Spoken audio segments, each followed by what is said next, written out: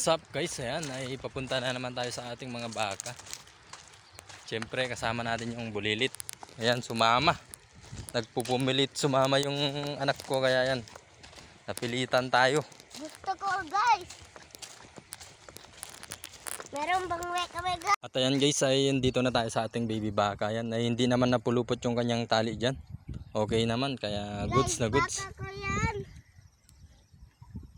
Asan yun mama niya guys? Nandun pa yung mama niya, Dre. Yan.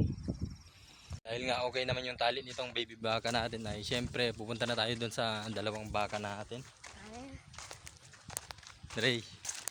Punta kami sa mama yun na baby baka ko guys. Ayan guys, ay papalapit na kami dun sa dalawang baka natin. Ayan. Wala, andun baby baka ko. Dito na sakay guys. Meron na yung koranga. Ay, kalabaw niya. Ayan guys, ay okay naman yung ating dalawang baka dito. Ay Oo nga guys. okay naman yung kanilang tali. Titignan lang natin kung maabot nila yung taas para kahit papano ay wala tayong problema. Kasi umaambon dito. Wala. Ayan guys, ay susubukan natin ipabot yung taas dyan para kahit paano ay wala tayong problema. Subukan lang natin kasi mahaba yung tali nila.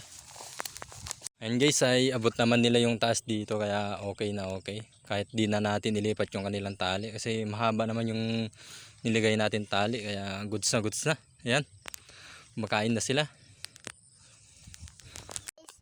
Punta kami mamaya sa angan.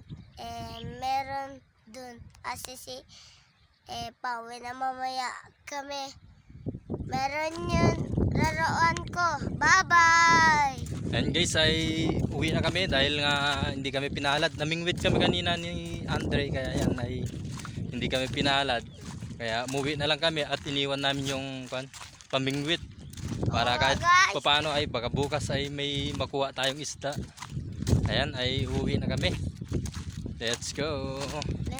Ayan guys, andito na kami sa motor. Ayan, ay pauwi na kami. Oo nga guys. Ayan, bye bye. Bye bye.